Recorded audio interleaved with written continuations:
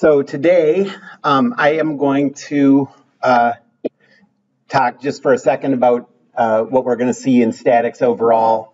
And then I'm going to get into a vector review, and that's going to continue through Friday too. And then after that, we'll go on to real sort of statics topics. Okay, so statics is part of mechanics. And so I just want to give you sort of a roadmap of assuming that most people in here are in going into mechanical, civil, aerospace, engineering. That's what most people who take statics are thinking about. This is sort of what's to come in mechanics for you.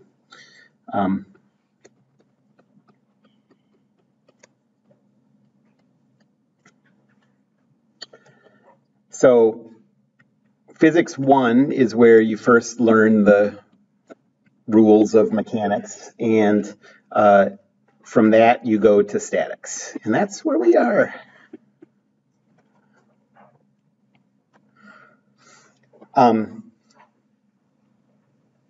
And from statics, there's sort of two directions you go in, I think. This is how I think of it.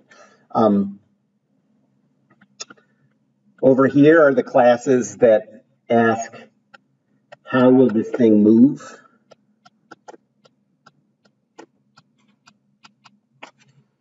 And over on the other side are the classes that ask, will it break?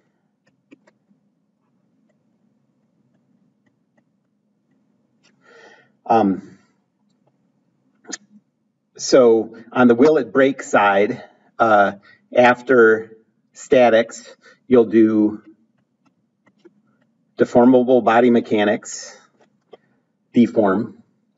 And actually, that's a pretty rare, unusual thing to call it. That's what we call it because that's what they call it at the U. But at most universities, they call it mechanics of materials.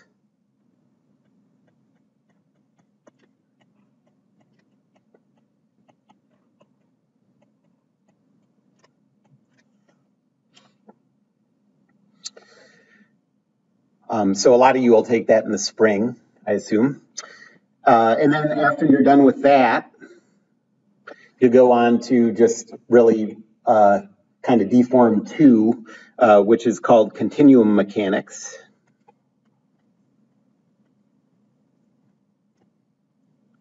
Which is just kind of more advanced math of deform. And then it'll branch again at that point where you can, question? Yeah. Do you teach either of these? I teach deform, yeah. All right. Uh-huh. Yeah. This is all like my kind of area. So yeah, deform dynamics. We don't teach continuum mechanics or anything at Normandale, but this is all my stuff. Continuum mechanics. And then after continuum mechanics, there's sort of two directions you can go. One is sort of the practical direction, and one is kind of the mathy direction. In the mathy direction, you can take more continuum mechanics, and you can take continuum mechanics until you die if you want. It just gets, the math gets more and more complicated. It becomes more and more like a math department. That's not what most people do unless that's your particular area of interest. What most people do after continuum mechanics is they start doing finite element analysis.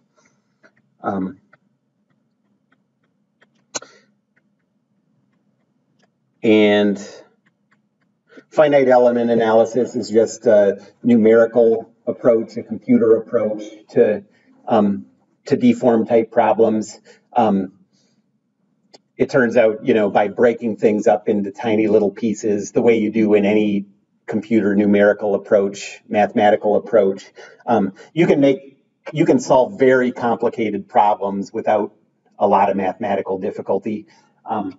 If you want to do it all just through differential equations and stuff, things get very, very difficult without adding a lot of complexity. But this is like if you're working for a car company and you want to know what's going to happen as the front of the car crumples in an accident or whatever, nobody's doing the differential equations of that. They're using a computer approach, finite elements.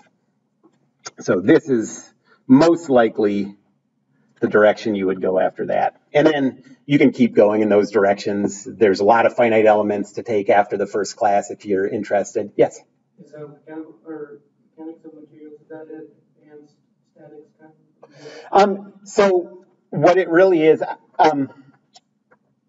you start to get into, you've probably heard the term stress and strain before. In statics, we're mostly going to talk about forces on things. In D-form, we'll start talking about the stress and strains in materials, and that's when you can really start to figure out whether something's going to break, where it's going to break. It's like, about ceramics? No, not really.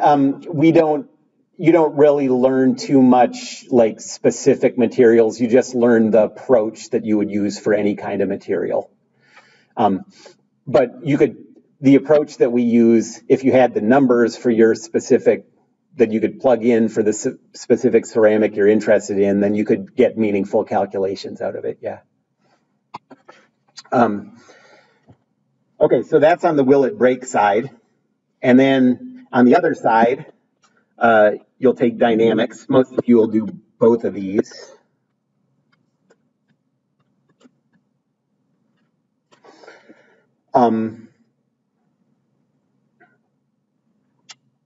Statics is just calculating forces on things at rest. Dynamics brings motion into it.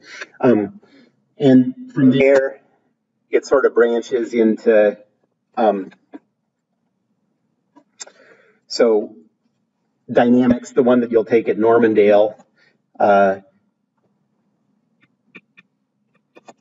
is Newtonian dynamics, which is all using Newton's second law, Newton's laws, all of Newton's laws. The next step in dynamics, what most universities call intermediate dynamics, instead of using Newton's laws, uses energy approaches. That's called a Lagrangian approach, just to make things sound complicated. And then you can keep going into more dynamics. The other direction you go from the dynamics that you'll take at Normandale is fluid dynamics.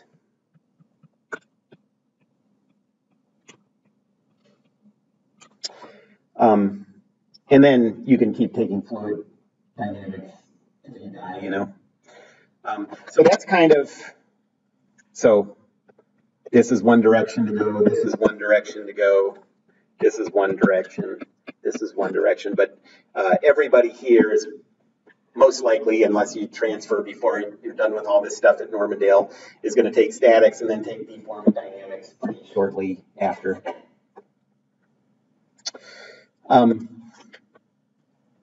The kinds of questions that we'll be solving in statics this semester.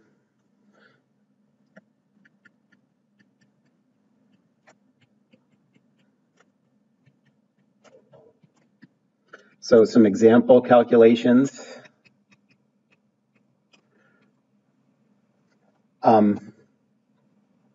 One is like, you can imagine this being some kind of civil engineering structure or a bridge or something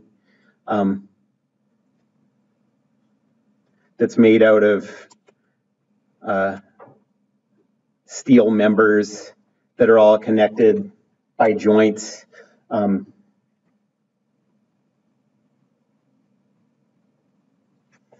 And you know that, so if this is a bridge, you know cars are going to be driving across it and it's going to apply some kind of force to this structure that you're concerned about. And you want to know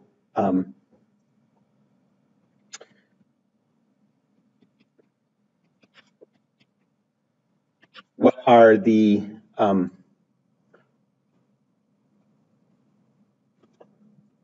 loads acting on each member at the joints.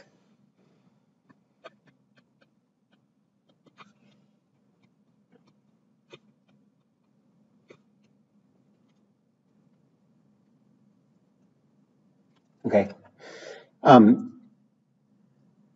really the main reason that you would tend to want to know what the loads are acting on each member at the joints is to figure out if you're worried about this thing breaking and where you're worried about it breaking.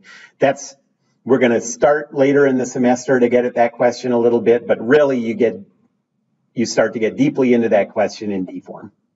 Okay. But you can imagine that's sort of a tricky problem to solve. Like you push down here, that applies a force to the joints here to push down on these, push down on these. How does that all relate? And that's the stuff that we're going to answer this semester.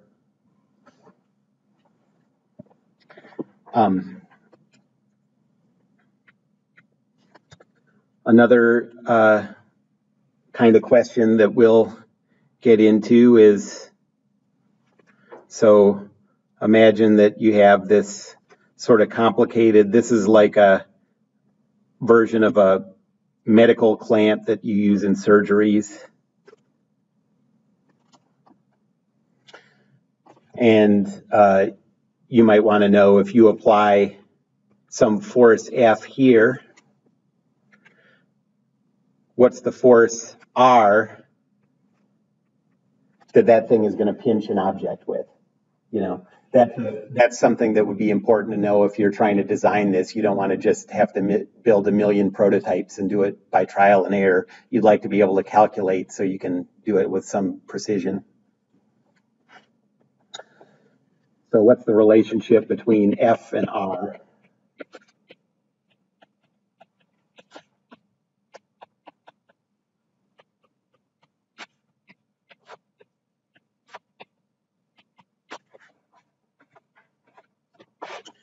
And the third kind of thing that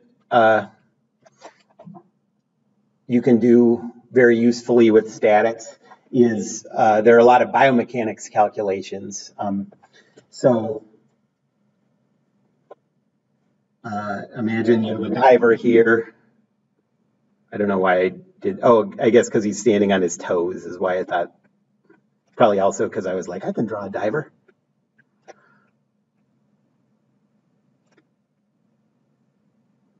Okay, that's a diver. You can tell because he has a bathing suit on. He has a very messed up head. That's what happens when you dive into a pool and there's no water in it. So say this guy's standing here like this on his toes.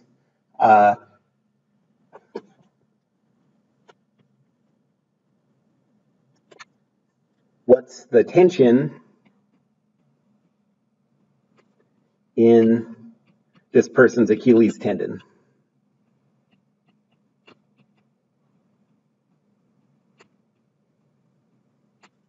Okay. There are a lot of reasons that you'd want to be able to do a calculation like this. Some involve surgeries that are done to help people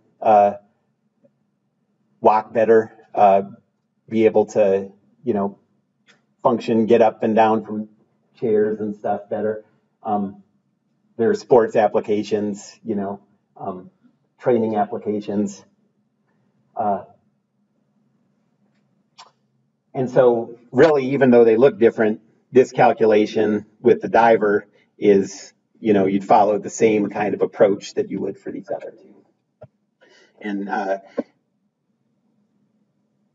like a job I had sort of long ago, I used to work in a biomechanics lab, and I would do calculations like this all the time, figure out muscle and joint forces, and it was used for surgical decisions. Okay, an engineering class like this, normally you would deal with a lot of equations, but in this class, there are not very many equations. Later on, we'll kind of introduce a few new ones, but for the most part, most of statics uses two equations, and that's all.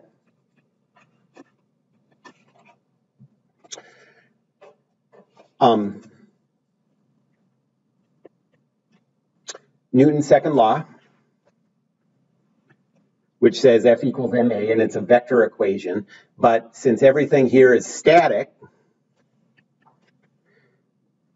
this force is equal to a zero vector. Okay, there's no acceleration on anything, so ma goes to 0, and so the forces add up to 0 on an object. Okay? This is if there's no acceleration of the object's center of mass.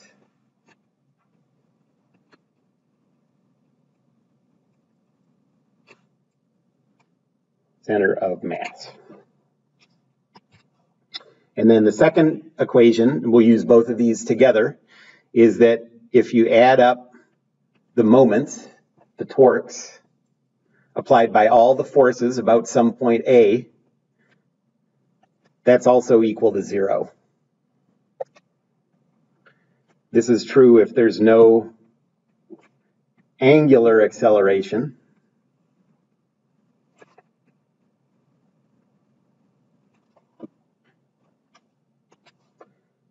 And this is true for any point A.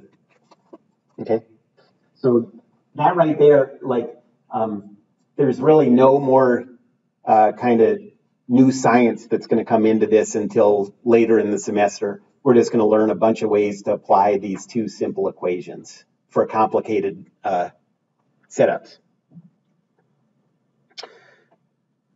When you get to dynamics, remember Newton's second law says F equals ma, right? F equals the mass times the acceleration of the object's center of mass. And the second equation, the moment equation, says that add up all the moments about A, it's equal to the moment of inertia, I, times the angular acceleration, alpha. You saw these in Physics 1, but maybe haven't used it for a little while. But and in the general equation like that, you don't get to do it for any point A. You have to be very careful about what you're choosing as your about point, what you're calculating your moments about. In statics, you don't have to be careful. You can choose any point that's convenient. So statics, you can see why it's a nice jumping off point before you get into dynamics, because it simplifies things. The one thing that makes it not a great jumping off point is you can get a little sloppy because you can choose any about point you want. Later on, you're going to have to be careful about that. So if you take dynamics from me, I'm going to, keep talking about that because it's an easy mistake to make, to choose an about point that's not allowed when things are moving.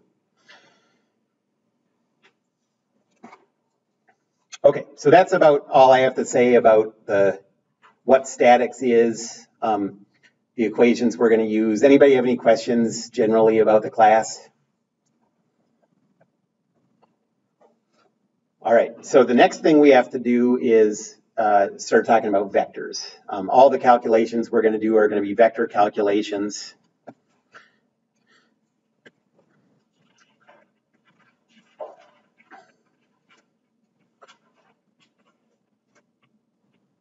So this is a vector review, and the assignment, part of the assignment I'm going to give you after class today is reading a written vector review that's posted on D2L.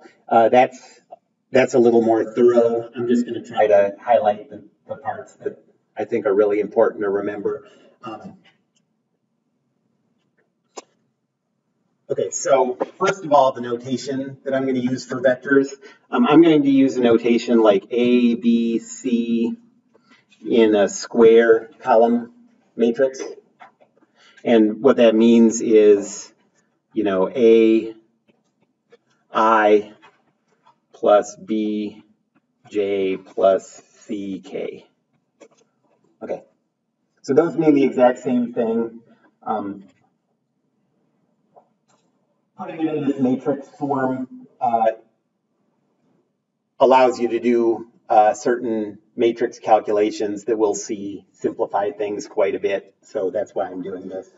And you're not, so in applied things, practical engineering, you can't do mechanics in more than 3 dimensions. So this is the biggest vector we can see, but we'll also see stuff that happens in the plane sometimes. And when that happens, I'll just write it like this. And that means A times I plus b times j. And you can always also translate that into a, b, 0. So there'll be times when things will be given in 2 dimensions, but then you'll have to do the problem in 3 dimensions. It just, if I write a, b like this, it just means there's a 0, z component.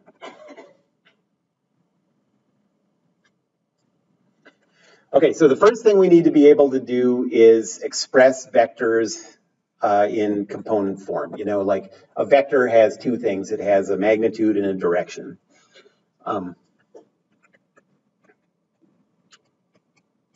So to express a vector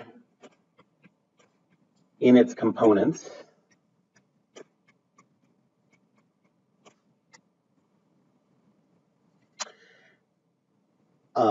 so let's say that the vector we want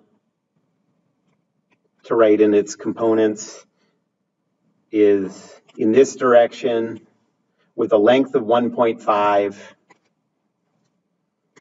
and this angle is 30 degrees.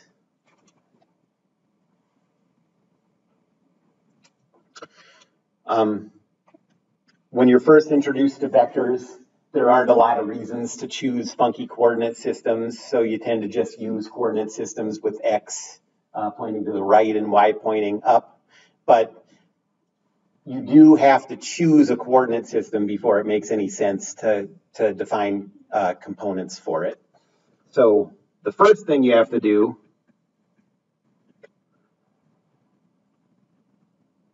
is choose a coordinate system.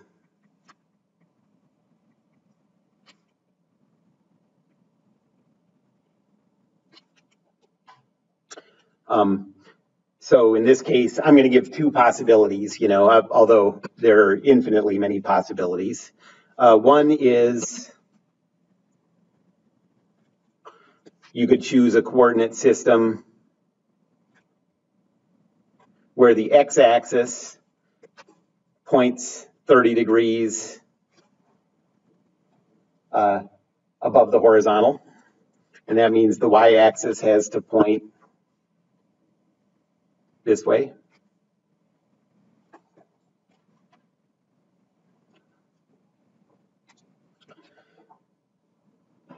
And if that's your coordinate system, what would the components be of that vector that I drew above?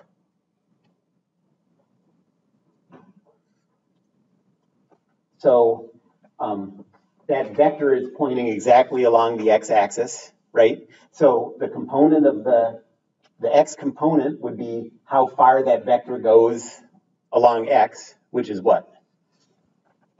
1.5. And then how far does it go along y? 0. Yep. So in this coordinate system, the components of that vector is 1.50.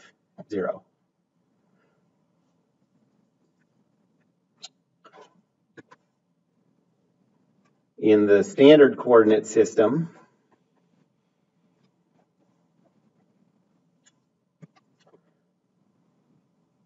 the components would be 1.5 times the cosine of 30, 1.5 times the sine of 30. And so the components would be 1.299, 0.75.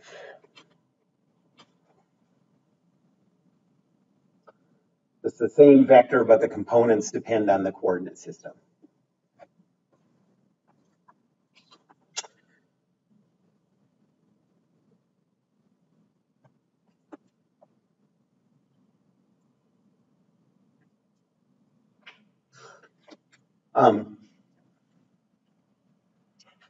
Because people often have to do a lot of these calculations in their head, I know you've seen a lot of people do things where, like,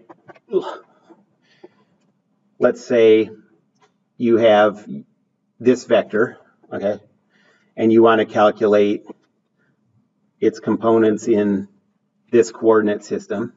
Okay, so let's say that this angle is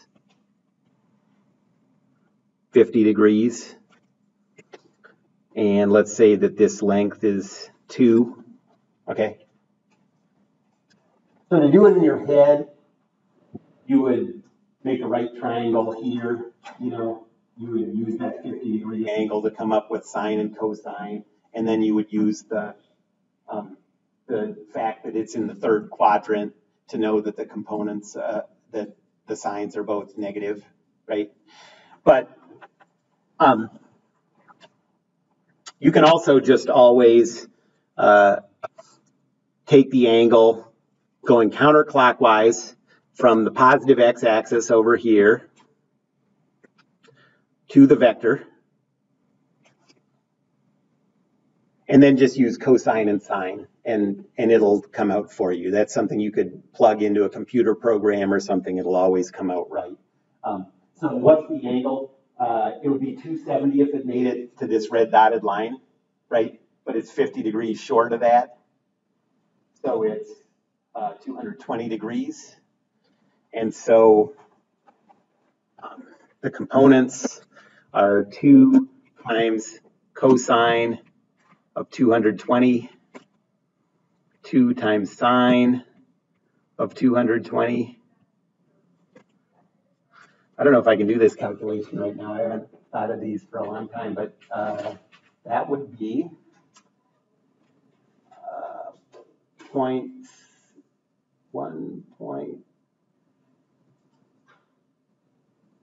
So 1.992170342.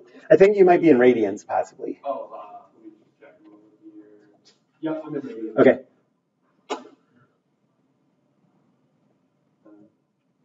In that case, negative 1.532.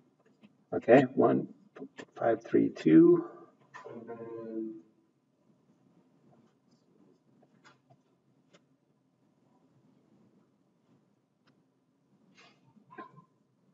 negative 1.28.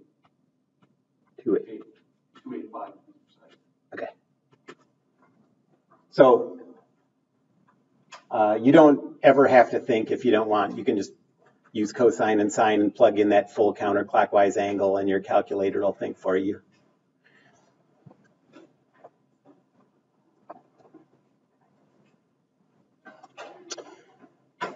Once you have your vectors in component form, it makes calculations easy. So let me just go over a couple of important vector calculations, vector component calculations.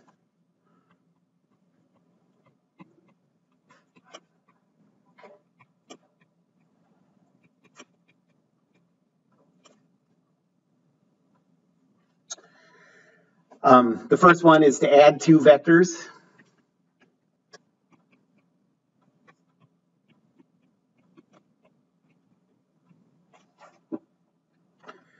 So let's say that we have a vector A, B, C, and we want to add it to a vector D, E, F.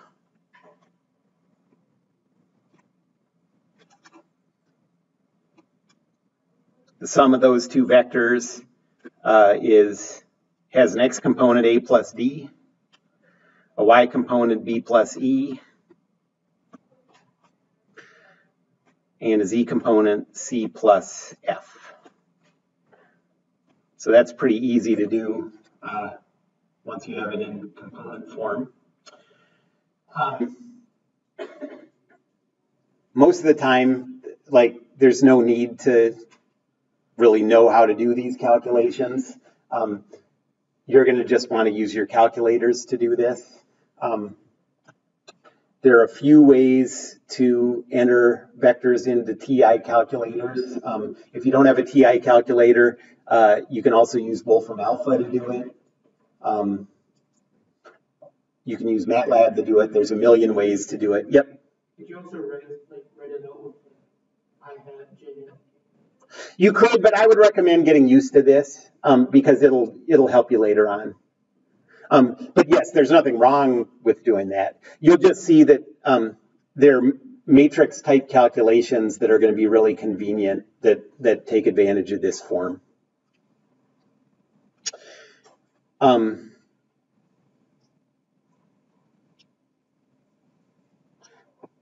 And so I'm not going to go into the different ways of doing this on TI calculators, but if you look at the appendices, so, in that textbook that I have entered in D2L, it gives all the different chapters, and at the end are a few appendices, and those appendices will tell you for your specific TI calculator or for Wolfram Alpha, or there was one other thing I can't remember, but just a lot of different ways. So you should find one that's useful to you. Okay, yeah. Okay, yeah, anything you want to use, do it. Yeah, that's great.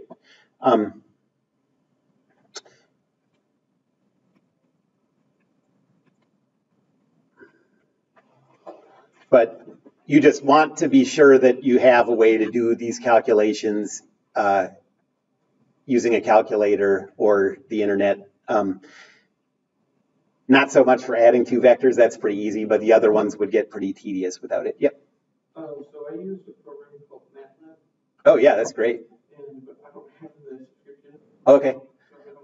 Yeah, well, either use, if you have a TI calculator, use that, or you can use Wolfram Alpha, and there's instructions to that on D2L. So either one of those is fine. But let me know if you have anybody has any trouble finding a way that works well with the equipment you have.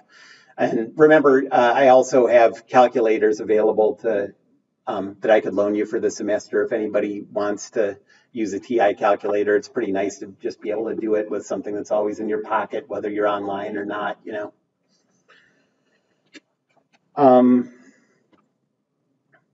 So that's adding two vectors. Then the second thing that you'll have to do is multiply a vector by a scalar.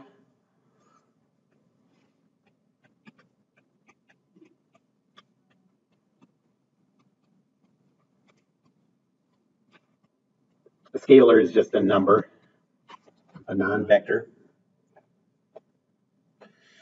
And so if you have a scalar, a number d, and you're multiplying that to a vector a, b, c,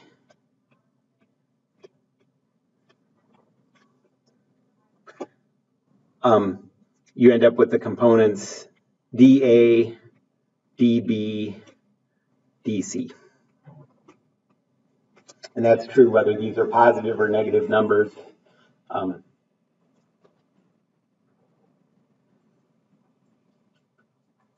And all your calculators will do these calculations. You just have to know how to enter the vectors into your calculator, and that's all given in D2L in those appendices. Does the Inspire run faster than the? I don't notice any difference like that. The Inspire, what are the strengths? The Inspire definitely has better graphics. In some ways, it makes it easier to enter big matrices and stuff. It's a little bit more like a computer interface. Since I had a TI-89 for a long time, I find that more, I find the Inspire a little confusing, but they do all the same stuff, and I don't notice any difference in speed or anything. Any other questions?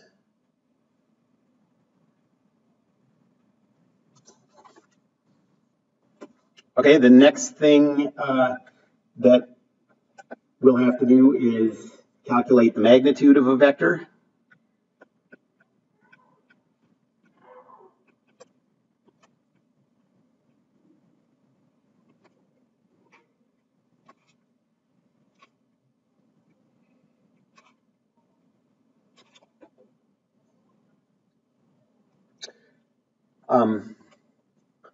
So if your vector U has components A, B, C,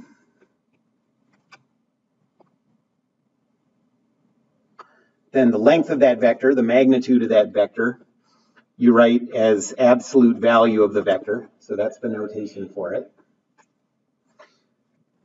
And it just comes from the Pythagorean theorem It's a squared plus b squared plus c squared, all square root.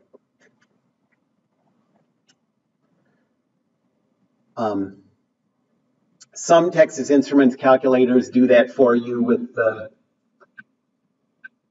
so some TI calculators, if you use a function norm that's built into the program. So like this notation works on like a TI-89 norm of 3 semicolon 4 semicolon 0. Well, this is a 3, 4, 5 triangle, so it gives you a magnitude of 5.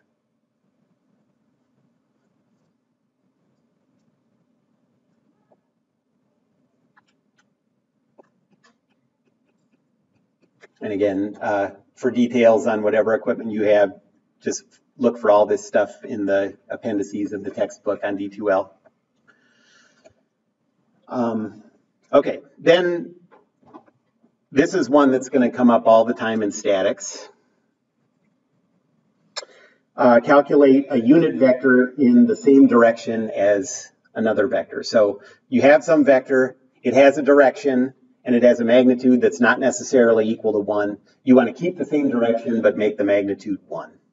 And I'll tell you why that's important pretty soon. But, so we want to calculate a unit vector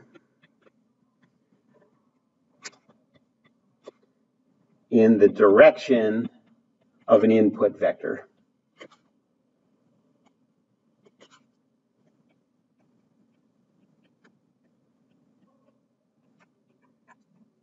Unit vectors are going to be really important things in this class. So say that you have this starting vector u, and again, I'll say that the components are a, b, c.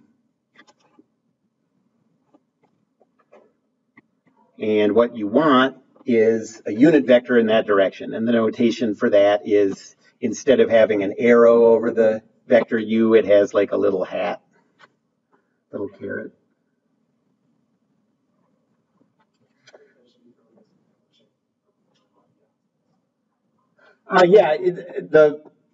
The most common reason that it'll come up is when you have cables, and so you know that the force applied by the cable to the object is in the direction of the cable, but you don't know the magnitude.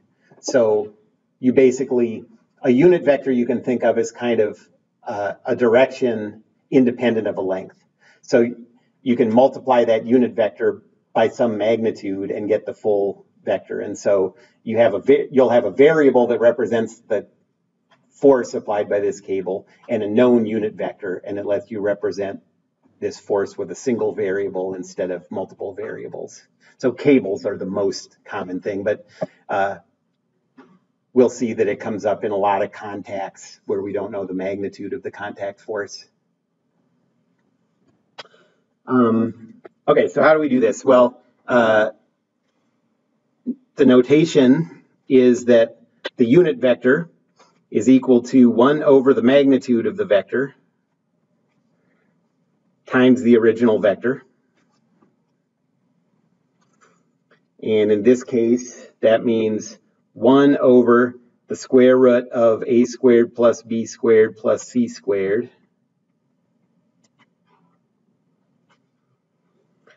times a, b, c. And the way that multiplication works, you can also think of it as a over that big square root, b over that big square root, c over that big square root.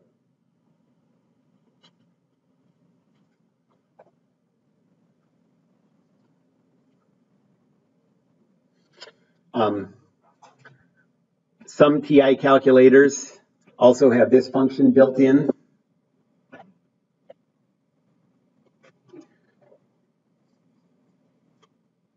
So if you type in unit V with a capital V, of some vector. So say the components are 4, -6, 12, and I guess I didn't do this calculation, but it'll spit out a vector that's in that direction. But if you took the norm of that vector, took the magnitude of that vector, you'd get 1. Obviously, this has a magnitude that's bigger than 1 because it has components that are bigger than 1 on their own.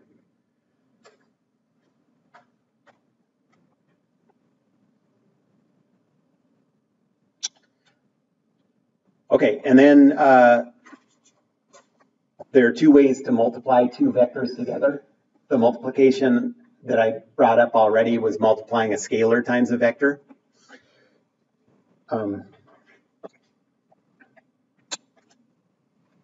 Is that what we're on? 5?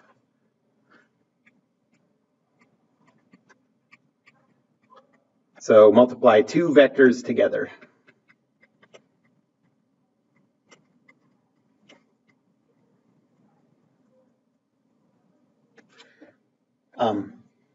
There are 2 ways to do it. The first one, 5a, is the dot product.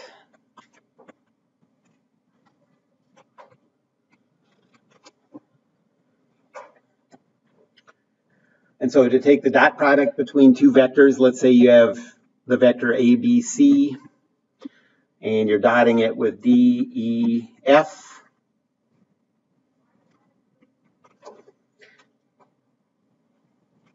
The result is AD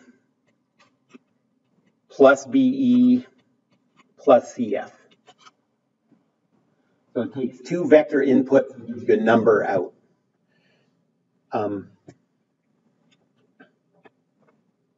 Some TI calculators have this built in. And the function is lowercase dot, capital P. And if you did it with the vectors 1, 2, 3, this notation I'm using for all these, by the way, is the 89 notation. And all the different calculators tend to have their own notation, which is a little bit of a pain, but that's just how it is. And say you want to dot that with 3, 2, 1.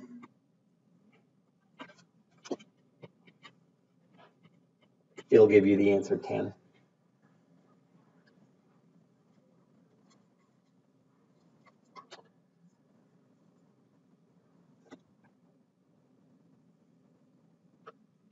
There are a few things I want you to keep in mind about the dot product. These are really useful things to just have in the front of your mind. So notice. First,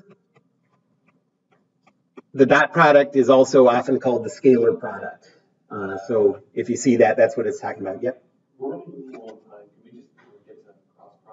We won't get to that today. We'll do it. Yeah. Yeah, I won't keep you. Often called scalar product.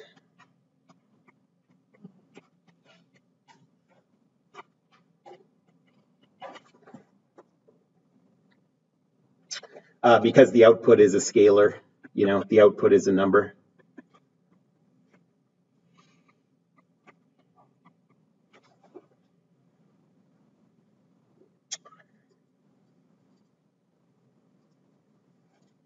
Second, 2 vectors that are within 90 degrees of each other.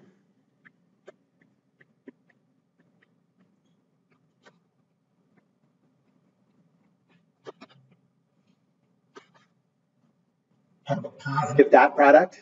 So basically, if say my fingers are pointing in the direction of the arrows, as long as they're like this or this or this or this or this or this or this or this or this, it's a positive dot product.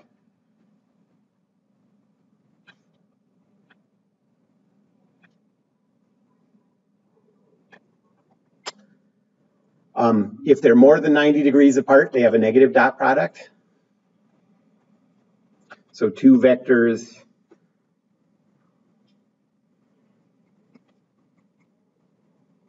more than 90 degrees apart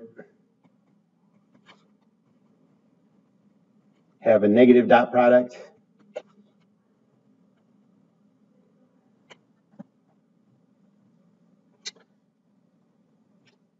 For two perpendicular vectors have a zero dot product.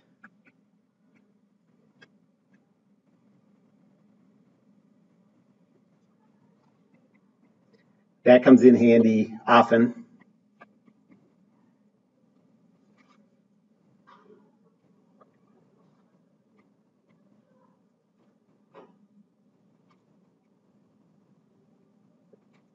If you ever take a dot product and the answer is 0, you know those two vectors are 90 degrees apart. And then this is the last one, and then you're out of here. The order doesn't matter.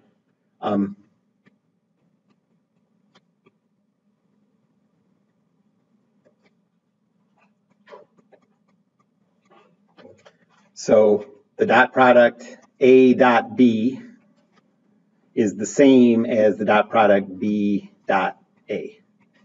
Okay? So keep all those in mind. These are the kind of things, questions like this come up on lecture quizzes. Okay? Any questions? Yep. Our tests open book. What are the links allow patient notes? I give you all the equations you need. I had to try to remember. It's been so long since I've given an in-class test. I give you every equation you need, so you don't have to bring anything. Yeah, but I need to, I'll put it on D2L. I need to go back and look and see what problems you can do, if any, yet. Okay, so see you all Friday, and some of you tomorrow.